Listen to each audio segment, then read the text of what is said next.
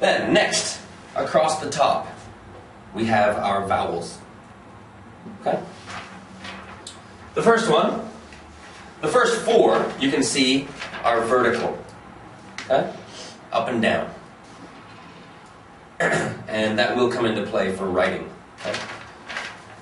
So the first one, stroke down, and a little tick. Okay? This is ah. Ah. Okay? I'll write it phonetically as AH. People have different phonetics, but whatever you can write to get the sound ah. Okay? Ah. Go for it. One thing I will urge is that this course will progress quite quickly. Like the first two classes will be about reading, and then every class will use reading from then on, but we'll get into more rules. So I will urge you to get out of writing phonetically. Okay, get the association of the sound to that letter pretty quickly. And you don't. The association doesn't have to come quick. You know, you can think about it. That the speed is not important. But in prior courses I ran, you know, people who just rely on phonetics the whole way just fell behind because they were always struggling with the reading and not able to focus on, you know, the actual lesson that was being taught. So I will urge you to just try and, you know, get into being able to read. Again, speed's not important, but, you know, a little bit of accuracy. Okay.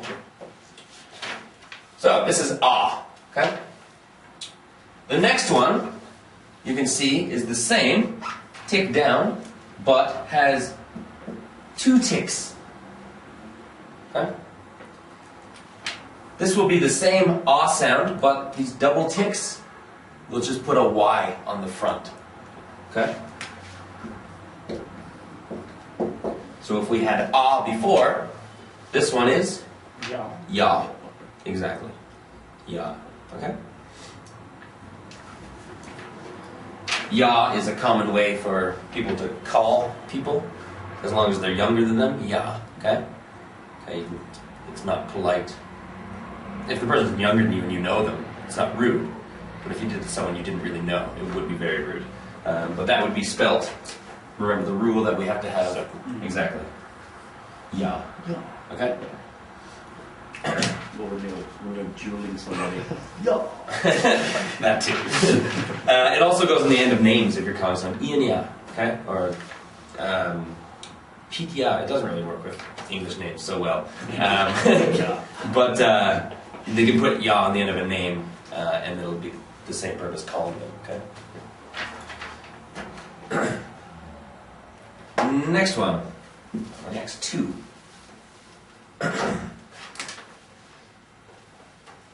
Again, vertical, but you can see the tick is on the inside this time. Okay? So, write that first. Tick and down. Okay? And this is an O.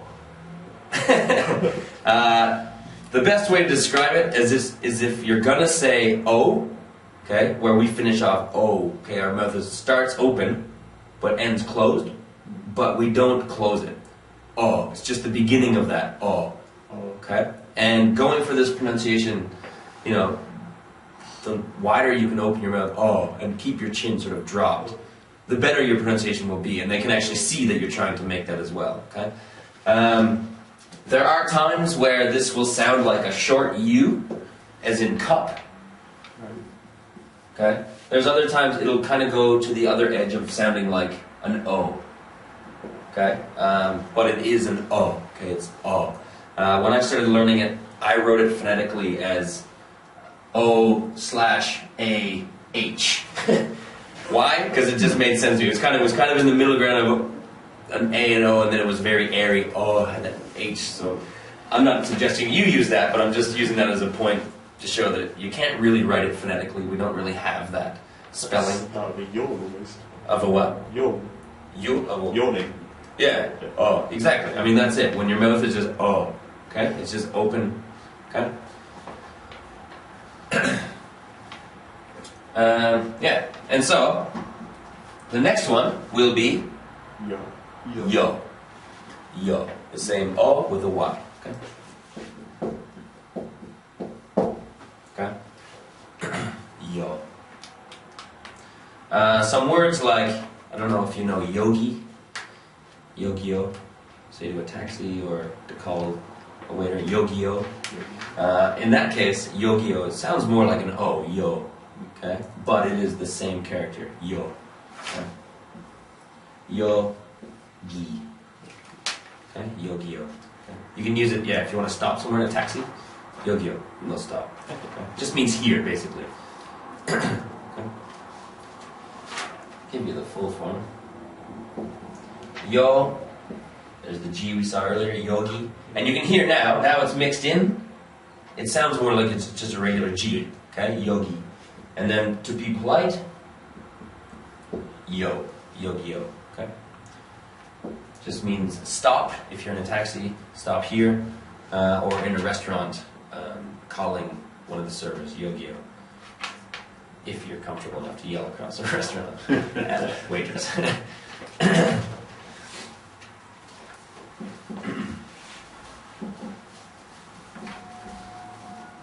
Are there any questions about that so far? Okay, those are all vertical. Okay, the next four are horizontal. Okay. First one, tick down and across. This is the O. O. Okay, and again in English it's it's quite drawn out. O. Okay, in Korean it'll be just a little bit shorter. O. Okay, it won't be that whole O. It'll be O.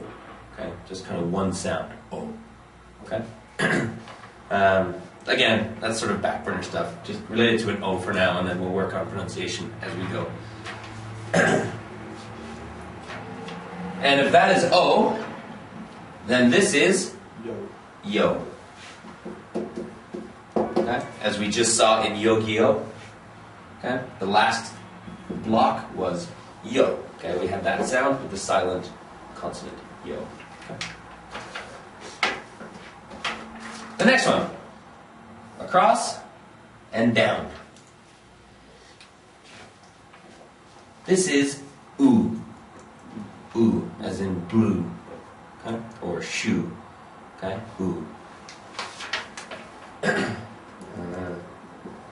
I generally write it phonetically like that, but whatever works for you. Okay, oo. But it's not, don't get confused with cute, like the U sound. It's just an oo. Okay? If that is oo, then this is you. Exactly. You. Okay? Y-O-U. You. Okay? But again, it'll just be it'll be quite short. You. Okay? Not a drawn out U. Okay? You. Okay? Any questions about that? Okay.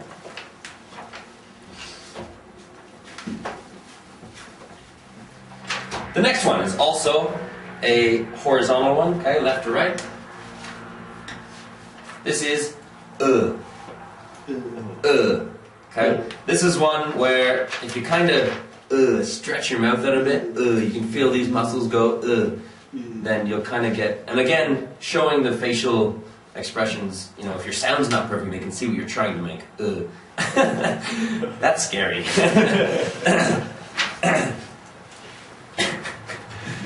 Okay. I spell it. Okay. As in bleu. Okay, in French. Okay. Whatever works for you. It's sort of the same as in cookie. Okay, that same Okay, it's pretty close. But just getting your mouth sort of elongated a little bit will. What's that? Just cookie. Yeah, depending where you come from. For me, cookie works. Okay, it's close enough. And the next one is fairly easy, which is E. Exactly, we've seen this a couple times already. E. Okay.